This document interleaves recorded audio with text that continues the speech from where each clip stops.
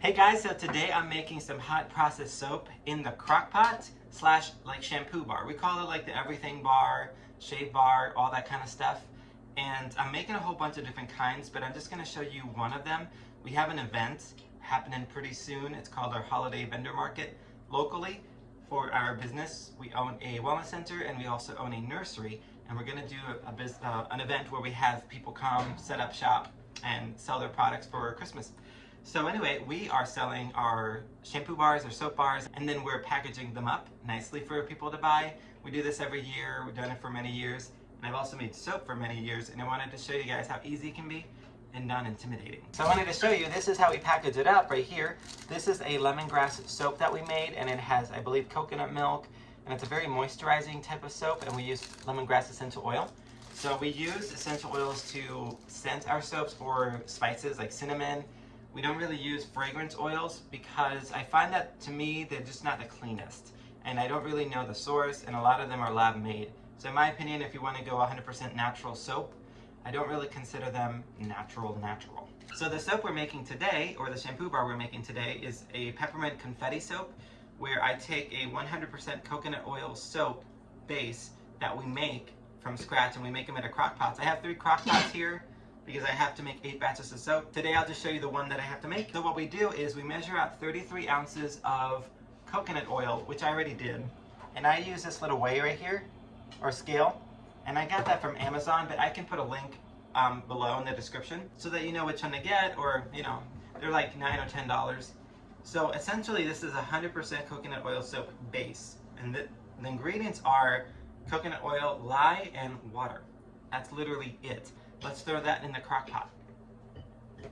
So here is the coconut oil. I have my crock pot set to high, and I'm just going to put the lid on this and let that sit until that melts. But in the meantime, we need to make the lye water mixture. So now I need to measure 12.54 ounces of water. And I used, you could use distilled water, you can use a good filtered water. This is filtered water right here that I have in a cup. Okay guys, so I have 12.54 ounces of water in here. My scale went to sleep because I took too long, but I have 12.54 ounces of water, and now we need to measure our lye out. And the lye that I use is by Essential Depot, Greener Life Essentials, 2 pounds of pure lye. Make sure you use sodium hydroxide lye, not potassium hydroxide. And the reason for that is because when you use potassium hydroxide, that's for liquid soap making, not for bar soap or shampoo bars. So we'll go ahead and get that measured out, and then we can go ahead and get this going. The coconut oil is almost melted, so that's good. And then I did forget to mention, you're going to need the immersion blenders here. And I have mine somewhat unwashed because I use it for so many soap batches that I'm going to go ahead and make all the soap, and then I'll wash it later. Okay guys, so now I went ahead and took this lye. I have a little plastic cup. I like to use plastic or paper cups. That way I can throw it away right after. I don't really love to have something with lye in the sink like that, and then I have to deal with that. So I have 4.83 ounces of the lye. And the tip here is I always have a glass jar, and I put the lye in the water, never put the water in the lye, which is partly why I always like to have this cup here, because it tells my brain it won't fit here and I won't be tempted to do that. So then I can just throw this away. It's out of sight, out of mind. So every batch that I do, I always have a disposable cup just to measure the lye so that it's in and out. Okay, so before I put the lye in the water, I wanted to talk to you guys about safety stuff and all that stuff, because you hear it all around the internet and people are very concerned about using lye, and they're wondering if there's another way of making soap without it. So long story short, without lye, there is no soap, literally.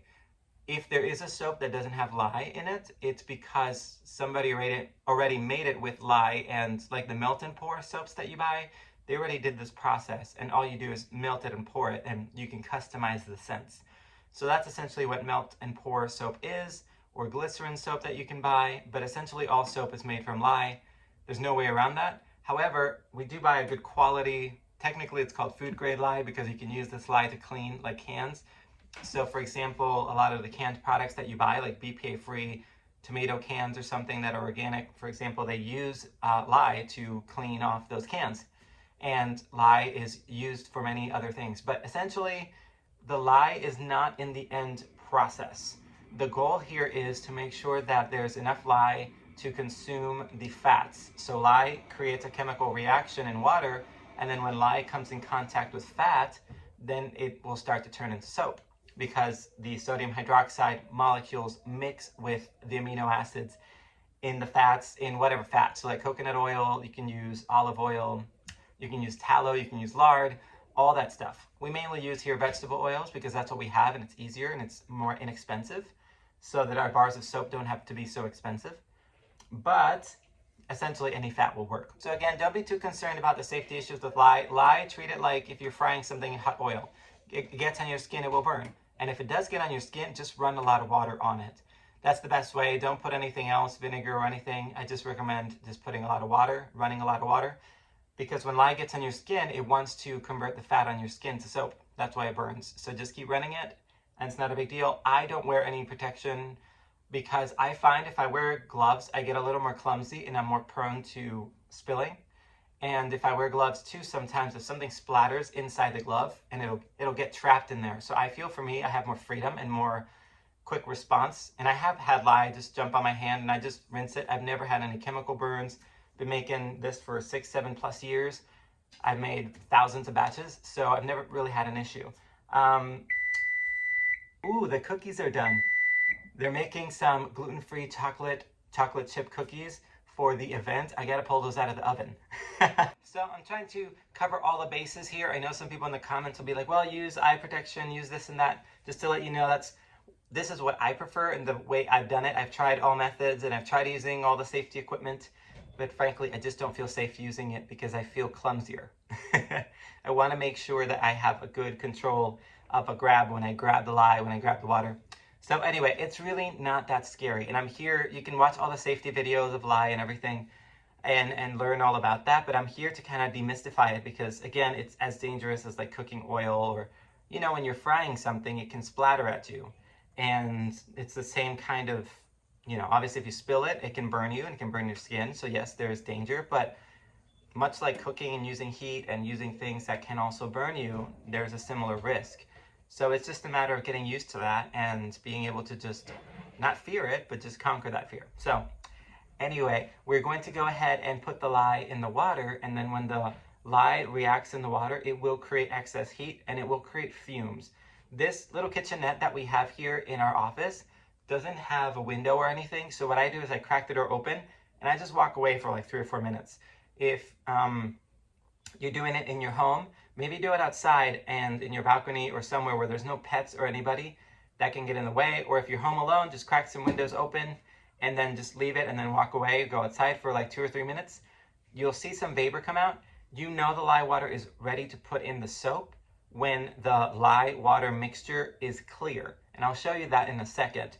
But don't make this complicated. It's literally lye, water, mixture, and coconut oil. And then once we put it all in the crock pot, we blend it up till it's kind of homogeneous, and then you just let it cook. So beginning process from beginning to end, this soap bar takes about 45 minutes maybe, and then we can scent it at the end and add the confetti stuff and all that. So we'll get to that. I'll show you that in just a second. But soap safety 101 and all this other stuff, just wanted to show you guys and talk to you guys about that. It ain't scary, just do it. Okay, so I have a little knife here because I do like to mix the lye, because if you just dump the lye in there, sometimes it creates like a crusty layer at the bottom. So I'm gonna go ahead and just dump the lye in. And now I have this little cup here that I'm just gonna toss. Went ahead and tossed that cup because I don't wanna have a cup just with lye sitting around. Just stir it up for a little bit. You see how it's cloudy right now? That is the chemical reaction beginning to start. I'm gonna go ahead and put this in the sink. So I have my fork in the sink. I just go ahead and rinse it right away. That way it washes off the lye. Now this is beginning to react and beginning to fume, beginning to heat. I'm gonna go ahead and step away for like 2 or 3 minutes. So this is almost ready. It doesn't smell or it's not giving off fumes anymore. And then we're gonna go ahead, once this clears up just a little more, we can get going on the soap. Okay guys, the time has come. You see how this has cleared and it looks like the original water. It has a little bit of tiny amounts of floaties in there, but that's fine. I go ahead and dump all of this in here. And then I'm going to put this in the sink. Now what I do is I put this in the sink and I let running water in it until it overflows multiple times to let that lye just go down the sink. So just let it sit like that for like a minute. Okay, and I'm just gonna forget about that now. I let that overflow for a minute or so. So now this, if you touch it, you shouldn't have any issues. Now you can grab it and dump it and wash it, and you won't be able to, burn yourself in there, because the lye is, if there is any lye left, it's so heavily diluted that it won't affect you. And that's typically what I like to do. I like to have a clear sink and then get these things cleaned off really quickly so that you don't forget. When I poured the lye in here, I made sure to either hit the wall or pour it really low so that it never splatters back. And I poured it the furthest away from me. So that's what I've done for years, and I've never really had an issue. Now we're gonna go ahead and grab our immersion blender, and we're gonna start to mix this. I like to whack the immersion blender down a time or two because it'll release any air bubbles underneath. That way when you turn it on, again, you're avoiding splatters.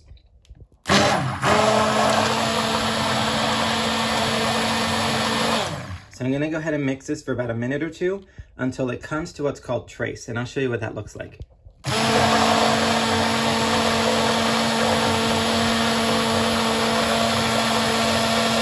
Okay guys, so this right here is a very, very thin trace, but I'm just gonna leave it right here. I'm just going to put the lid on that.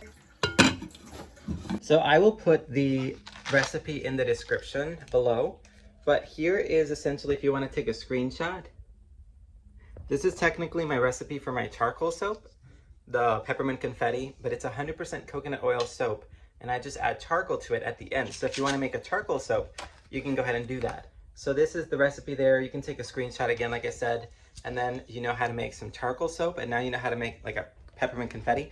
I'll show you the process. It's still cooking, but I'm going to go ahead and get the other 2 crock pots going as well while the soap is cooking, and then I can show you the process. This is cooking, look at that.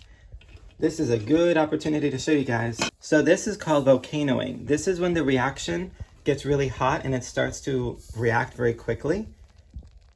I just let it go like this because if you stir it, you'll stir the reaction and it'll go even faster.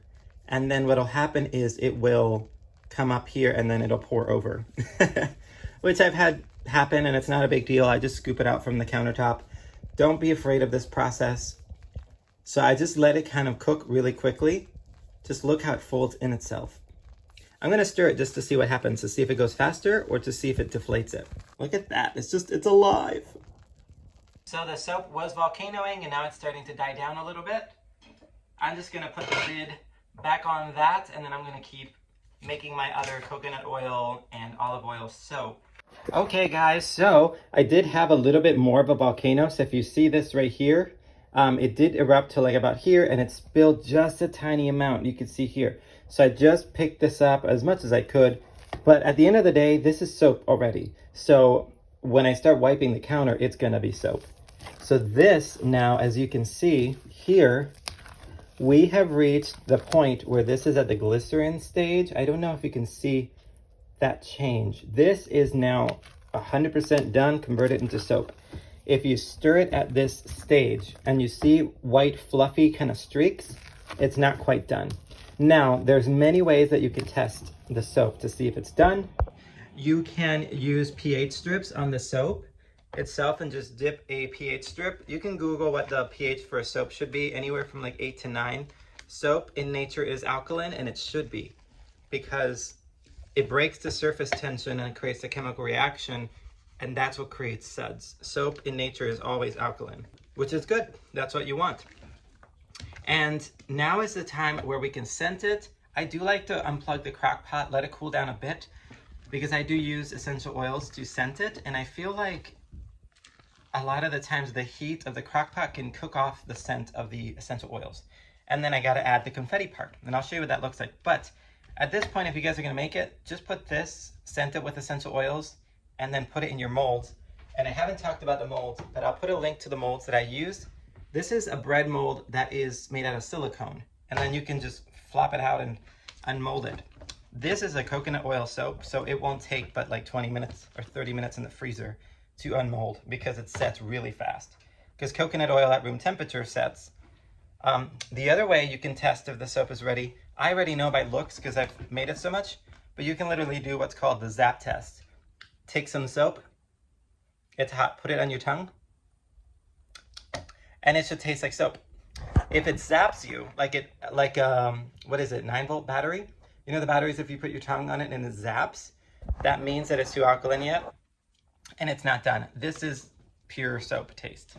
Again, this is food grade lye, so you can you could taste it. But that's what they used to do back in the day. They would just do the zap test and no. Let me show you what it looks like now because it's ready. Again, this is the soap.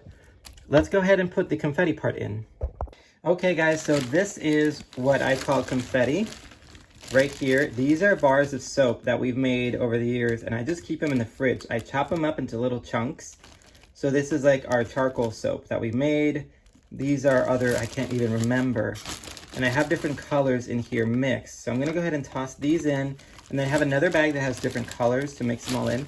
But I literally just take cut up pieces and I just throw them in just like that. And then the key is to not put so much confetti, but enough that it shows that it can hold the chunks. So just like that. So obviously if you're making this as your first soap, you won't have any extra soap, but the more you make it, you will have some extra you can toss in there. And then when you cut it, it looks like that stained glass. I'm gonna add just a little more of this here, and then I'll add some more of the other color. And now I have some of this color, which has a little bit more of like a teal blue. And again, we use like natural mica powders that are mineral based, and it gives it just a little bit of a different tonality to it. So when we cut it, it'll look really pretty and colorful. There's our soap. I am going to stir this in and see if I need a little more. I'm going to call that, well, maybe like another half a handful, but I don't want to overload it. Maybe that much. There's a big chunk here. I might just break that up. And you would think this won't show up, but it'll show up like white little chunks, even in a white soap. And I think it still looks pretty. Okay, that looks good. And then now I'm gonna go ahead and scent that. Okay, and now I have my peppermint essential oil. We use Young Living. So just add about 20, maybe 30 drops. I eyeball it, and I really just use my nose. So I stir it in, and then I smell it. And if it smells pepperminty enough, good. If not, I'll just add some more. This is totally customizable, totally optional. Again, I let this cool down a bit. I shut off the crock pot. And you can see back here, I got all my essential oils. I even have some cinnamon because I'm gonna make a cinnamon like snickerdoodle soap. So that's about 30 I did. And then I'm just gonna stir that in.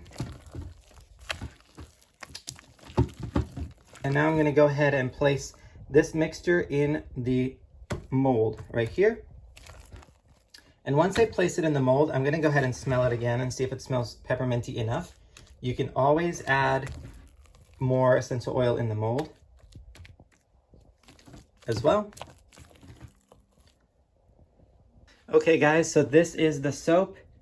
You could see already it is starting to set very, very quickly. The soap does not take long at all to set. Just gonna pat it down a bit. And then this soap, I'm actually gonna put the whole thing in the freezer. You don't have to put yours in the freezer, but I put mine in the freezer because I need the molds again, because I'm gonna make 8 soaps today. So I want this to harden pretty quickly so that I can unmold it. And then once I unmold it, I'll just let it sit for a while and cut it. But that's pretty much it. So that is as easy as it is to make soap. I'm gonna go ahead and keep making some more soaps. Once that soap is ready to cut, I'll take it out and unmold it, and I'll cut it for you guys so that you can see what it looks like. And I might even do a lather test so you can see the whole thing. But that's pretty much it. I hope you guys enjoyed this video. Let me know if you make your own soap or shampoo bar, if you want more ideas, more recipes, if this is something you enjoyed. And we'll see you guys in the next one. But again, I'll show you the stuff at the end product that we worked so hard to make. That would be sad if I didn't show you that in this whole video. So anyway, I'm gonna keep making soap. Okay guys, it's been such a fun day. I don't know if you see my board here. This is where I wrote all my recipes down.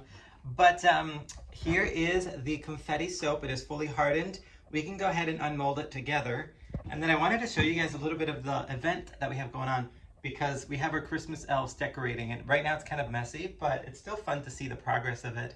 And then I might show you later, but let's cut the confetti soap so you can see what it looks like.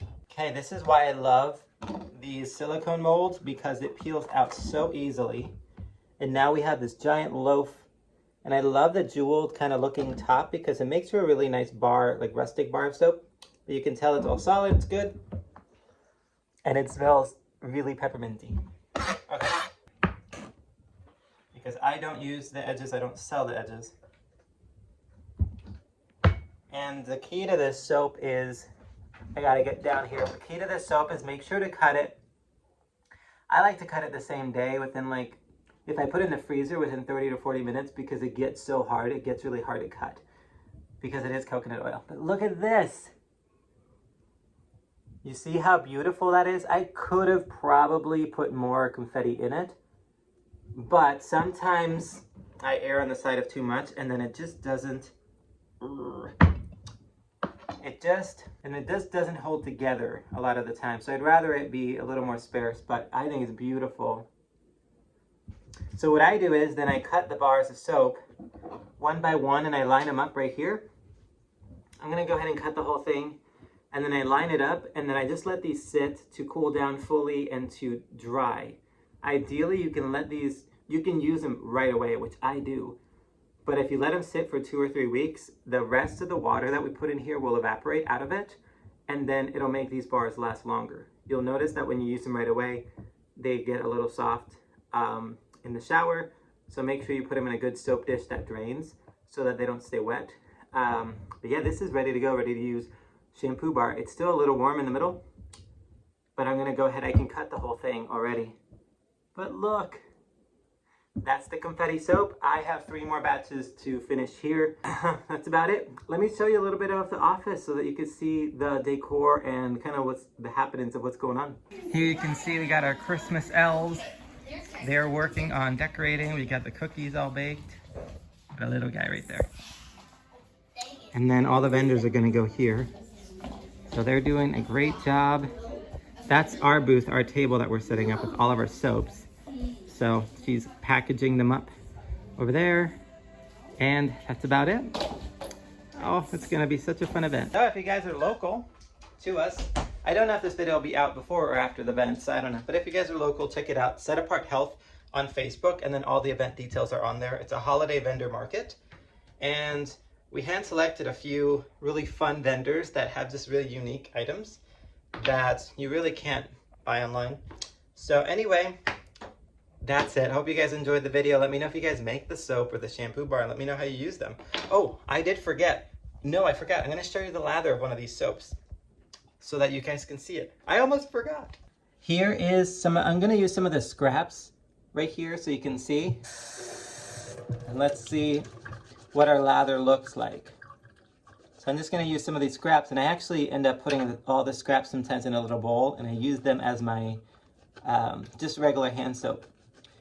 But the lather, because it is coconut oil soap, is going to be pretty bubbly, pretty large. We got a big old lather right here. And then again, the more water we use, the bubblier and bigger the bubbles are, the less, the creamier the lather will be. You can see here we got some nice big bubbles, and it smells so good of peppermint. That's about it. Now, if you do use essential oils in your soap to scent it, just know that with the essential oils, over time, the scent will fade. And that's just because it's a natural soap and natural, scents. That's what happens with natural soaps. I'm okay with that because I just don't want the other chemicals in my body from the fragrance oils because I don't know exactly where they come from, how they were made, so on and so forth. But you can see here we got a good old suds going on here, and whoa, let's wash that off.